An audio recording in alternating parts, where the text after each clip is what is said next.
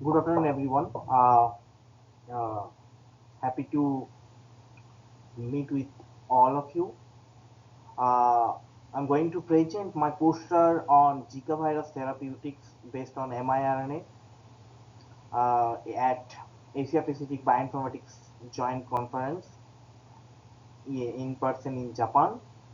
So today I'm going to talk about how microRNA can be the therapeutics and the very trending topics in 2024 because the same strategy got Nobel Prize in 2024 in medicine. So how to this microRNA can be the therapeutics for any kind of viral disease, but today I am going to talk about how microRNA can be the therapeutic for the Zika virus. So myself Somenath Dutta, and I am currently doing my doctoral studies at Pusan National University, South Korea, and my lab is working on drug design and vaccine design uh, in targeting RNA. So before going to the main topic, let's understand about what is actually this microRNA. The microRNA is a small non-coding RNA. It's having the length 18 to 24 nucleotides, and it's regulate many cellular processes. As you know, that it can be regulate the gene expression, and especially it's regulate the mRNA, and which is that if you regulate the mRNA expression, that actually you are regulating the protein expression. So it's having some beautiful features. That's it's stable. It's having the tissue specificity and all. And this is the actually one image of the microRNA, human microRNA miRNA 34, and this is structure.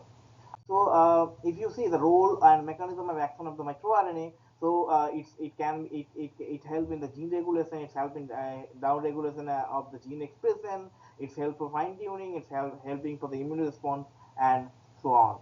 So the main things in the microRNA, like it's when it's connected to it or it's bind with the mRNA, it's formed a RIX complex. So that RIX complex is actually main thing here. But how this RIX complex is making, you can see in my next figure. So here you can see the most important part for the miRNA therapeutics, the seed. The seed is the region where that actually the microRNA bind with the mRNA. That's called the seed region. So in the coding region also contain the microRNA binding site. So that's called as the seed region. So here in this picture, you can see we are having one pathogen, and if the pathogen we got some non-regulated microRNA, and if you that microRNA bind with the mRNA, then it will form rich complex. If it's not bind with the mRNA, then you can see the growth of pathogen going to be continue. But when these microRNA is actually bind with the mRNA, it makes the rich complex, and the pathogens are actually suppressed or the replication going to stop.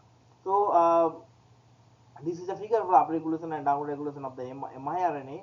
And now let's see how what is actually we did first. So first, we have developed our own tool for finding the microRNA of any kind of pathogen. So already they are having few tools. Here you can see the microRNA sequence and annotation base. We are having MIR base, RFAM, RNA central, and we are having microRNA in human disease, and so on. But why we actually develop a new tool, still we are having many tools, because you can see the comparison. So most of the tools are actually predicting the microRNA only the DNA based on the DNA sequence, or some tool only RNA sequence, but our tools is actually predicting RNA, DNA, and protein. And most of the tool are having the selection based the input sequence, but we you in our tool you can directly put the target sequence, and you can find the microRNA for that. And in our tool we are also validating the experimental validated microRNA from whatever you found in the lab. So if you see the what is the limitation of the existing tool, all of the tools of database require human data or antiviral animal mRNA or miRNA details as the input. But in our tool, you don't need to put anything on all of these. You just need to put your only the sequence of the your targeted pathogen. So many tools need both miRNA target and sequence, but we don't need that one. So, however, the majority of these tools do not display the location of the microRNAs, but we in our tool, whenever you will put the sequence, we will tell you the location where that where that microRNA can go and bind in your particular sequence. So this is our tool name, miRNA Prospread, and it's a freely available. Okay, and it's an interspecies prediction tool, and it can accept any kind of input sequence, DNA, RNA, or protein. If you are having only the sequence, you can go for that. If you are having the mRNA details, you are having the sequence, you can go for with the both of them, and you can check that those miRNA can be the therapeutics for that particular, or can be the target for that particular sequence or not. So how we develop this miRNA footprint? Here is a small details. So we have first collected the 2,656 human microRNA from the MIR base, and then we have actually used miRDB database, and from where we have collected all the seed region for the particular miRNA, and then we have train our model, like you put DNA, RNA, or protein sequence, and it will convert to DNA sequence or inside of the tool, and then it will check which is the position that seed is actually matching, and it will show you the result that miRNA and mRNA interaction. So this is actually main mechanism. Here you can see we have separated into two parts. One is the sequence finder, one is the validator. So in the sequence finder, here you can see you need to put DNA, RNA, or protein. If you are having RNA sequence, then it will actually convert to DNA sequence. That's why it do the reverse transcription. If you are having the protein sequence, as you know, the blast T blast N, when you do the T blast N through the NCBI, you will get that protein sequence or DNA sequence, and you will get the DNA sequence, and then it will go to the DNA. It will connect to the database, the DNA sequence, and you can see that we will do the someone search boil mode search algorithm, and if the seed is found, it will show the set rows by position. If it's not found, it will say no rows found. If then you can download enter Excel sheet there. But again, if you have the microRNA from your wet lab experiment, or if you have some microRNA and you want to check with your particular sequence, you can put the DNA, RNA, and protein. It will go the same pathway, and with that you need to put the microRNA IDs, whatever microRNA IDs you are having. If it's found, the microRNA found, then it will go for a round list. If it no, then it's a negative. If it's found the miRNA IDs, then it will say yes, which are the seed sequence is matching, it will say positive, which are seed sequence not matching as a negative. If your mRNA data is not correct, it will directly say for you it's a negative. Okay, now let's see how it's actually look like. So this is our tool.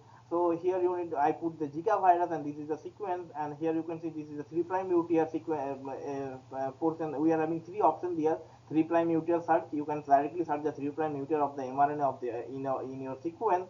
If you don't have the 3' UTR on the mRNA sequence, you can go for the mRNA seq finder, and here you can put any DNA, RNA, or protein sequence here of your particular target. Or if you don't if you want to validate this thing, that you can need to submit your DNA or RNA or protein sequence here, and as well as you need to submit human microRNA IDs, whatever you want to check. And you can see these are the IDs I put, and it's showing that these are the microRNA can be a therapeutic for this particular sequence, and it's showing the positive. So this is the now let's see what is the real-time application of the miRNA prep. So it's help to identification and validation. It's having the versatile application. It's a rapid prediction, and you can use it for viral, bacterial, or parasite infection, and it's actually help for the personalized medicine. So let's now see how like what is Zika virus, and how we have developed the therapeutics for the Zika virus.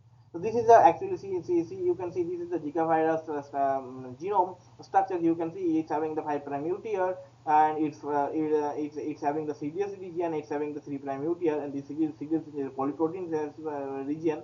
It's actually belongs from the flavivirus family, and it's transmitted by the Aedes mosquito.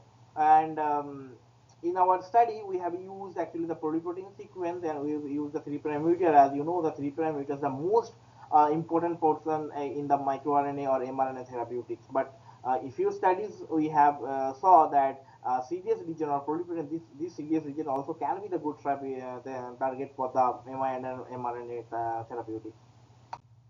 So if you see the symptoms of the Zika virus, like how it's actually what is actually happening. So if a pregnant mother got infected with the Zika virus, the all the children of that particular at the time of pregnancy of that mother going to be suffer in whole life. Here you can see they are having the average head size, they are having the microphaly and so on. So it's actually having also the neurogenic disorder also if you are having the Zika virus symptoms in your pregnancy and so on.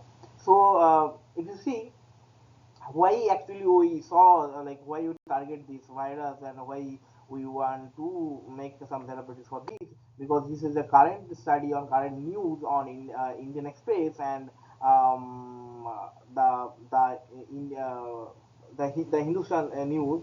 So the Hindu news, so it's just now just 2 months back it's actually published that we in India we are having few cases and some pregnant women already infected for the Zika virus. But do you think that is it only happening in India? No. Here you can see this is a worldwide transmission of the Zika virus, and here you can see almost 89 countries are now are actually suffering with the this disease, and we need some therapeutics for that. We till now we don't have any therapeutics for that. So the main objective for the study that to identify and validate the micron that could be the serve as a potential therapeutic against Zika virus through a complex data driven approach. So first what we did computational prediction with the experimental data to identify the validated microRNA and therapeutic candidates specifically for the Zika virus. So this is our entire flow chart. You can develop in the two way. So we in our study in this poster, actually I showed only one way, but you can develop the two way. So first, what we did here, you can see we have taken the Zika virus genome, CDS and 3' UTR. This is the NCBI ID, and then we use our own tool, a minor protthread, and here you can see we found 1683 and 116 microRNA. So these 163 microRNA actually it's a novel microRNA, and this 116 is microRNA which are already experimentally reported with the literature and it's matching with our tool. So then we have took these 116 microRNA and we have used another experimental data set that disease condition and treatment condition. These AC geo data from the geo database. We found this disease condition treatment condition data, and then we took this 116 microRNA and we took this disease condition treatment condition data into the QGen IPA, and then we went for the downstream analysis, and then we found few microRNA, and then we used tertiary structure prediction molecular docking study, and then we found some microRNA which are the most important microRNA for these therapeutics for the Zika virus. Again, like these are the already experimental reported data. We have checked with that, and again you can do one more thing. If you are having some microRNA which are not reported yet, still you can find with the same pathway, and you can find some novel microRNA for your disease. So the data set I used in our study, that is we used NCBI reference. These are the genome sequence database NC from the NCBI. We have used the Snapgene from Snapgene tool to extract the sequence, and then we have used the mRNA prediction tool, and we have predicted 193 microRNA for 3' UTR, and we have identified 646 microRNA for the polyprotein CDS region, and these are when we filter we have found 1788 non-redundant microRNA in total. So this is the genomic data set, and here you can see this is the disease condition. This is and we have extracted the p values and log fold of the mRNA expression, and here you can see the p value and log fold changes. And here you can see the treatment condition data set we have taken, and here you can see the p value and log fold changes. So these are the experimental reported down-regulated microRNA. Here you can see the p value and log fold. And then we have found we have went for the pathway analysis for the Zika virus, and here you can see these are the pathways which are actually at the time of Zika virus infection. This is the thing is happening. So then we went for the QGen IP analysis. In the QGen IP analysis, we have first uploaded the microRNA data, as well as we upload the expression level of the mRNA data. So when we have uploaded these both data, actually we have filtered based on the pathway, whatever pathway just now I showed you. These are the based on the pathway, and we have compiled the list So we have uploaded 116, but we complied with the 72 microRNA and mRNA interaction, and from that we have went for the further downstream. So at the end, we have generated the network of the microRNA and mRNA, and this is how it looks like. So here you can see these are the microRNA which are actually down regulating, and these are the mRNA which are showing the interaction with that down regulated miRNA. But when you can see these are the mRNA, here you can see color representation. This is the green means is down regulated. These are the blue means is inhibited. So these are the inhibited microRNA, which are inhibited because of, here you can see few mRNA which are in a more red because of this microRNA upregulation, and because of this mRNA upregulation, these are the micro RNA are actually down regulated. So for the same thing here you can see we have disease check with the another disease set, disease condition set, and here also you can see the same thing, and then we have did the same study for the both disease and condition. Now when we check with the treatment condition, which are the microRNA are upregulated and downregulated, and here you can see these are the actually infection for the Zika virus, and here you can see all the pathways which are which are the genes and mRNA are interacting together. And as you know, all the mature microRNA you can find in the cytoplasm. That is, you can see this is a cytoplasm, and all the mature microRNA you can find it here, and you can see all the genes which are upregulated or downregulated at the time of treatment condition. Now here you can see when these are the microRNA are upregulated, and these all other genes are actually downregulated or inhibited. So this is one treatment condition, this is another treatment condition. So from this study we have actually concluded with that we have found some microRNA which are actually most valuable microRNA for the Zika virus treatment, and we can use those microRNA for the treatment of the Zika virus. So how we have actually concluded our result. Here you can see I took one microRNA. That microRNA name is microRNA 146F5P, and these are the genes actually which are actually regulating by this microRNA. And here you can see expression level at the type of disease. All the genes expression level are high, but at the time of treatment you can see all the expression levels are actually decreased. So now here you can see we have predicted structure of this all the microRNA, and here you can see all the microRNA how it look like, and then we have going for the docking with the seed region, and here you can see all our microRNA binding with the seed region.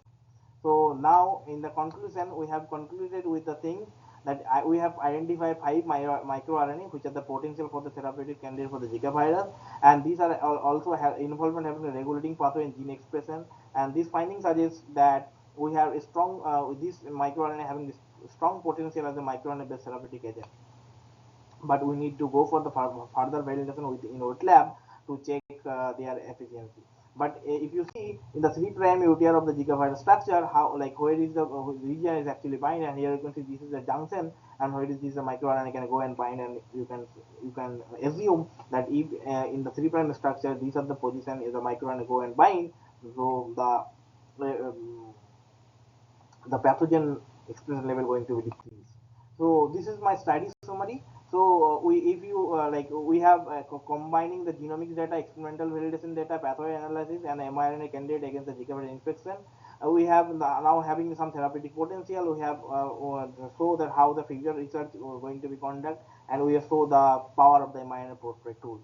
So at the last but not in the least, so these are the microRNA. We if you see that how much possibilities having with the microRNA research, and these are the microRNA mimicking this disease which are actually just till now reported, and these are the microRNA in our clinical trial. So this is our latest publication, and we have used that microRNA therapeutics using our own tool micro mRNA protocol, and it is published in American Society of Clinical Oncology, and we have actually used for the liver cancer, because this liver cancer is actually happening for the HPV virus, human papilloma virus, and if you target with the microRNA that's HPV virus, maybe you can get some relief from the liver cancer. So that's all from my side. So I want to acknowledge Max Planck Institute also. Just now I went there and I present my entire research in Max Planck Institute, and I got fully funded there, and I got selected for the travel grant on best student for presenting my work. So I acknowledge my professor, and I acknowledge everyone to give me that opportunity to work in their lab. And this is me, and this is my professor here in Korea, Professor Sanguli, and this is my another PI, Dr. Manisha Pritam from NIH, and that's all from my side. If you have any question, please let me know. And here you can see our website and link. So if you go to our website, and you can find me and find all of us. And please let me know if you have some concern or future collaboration. Thank you.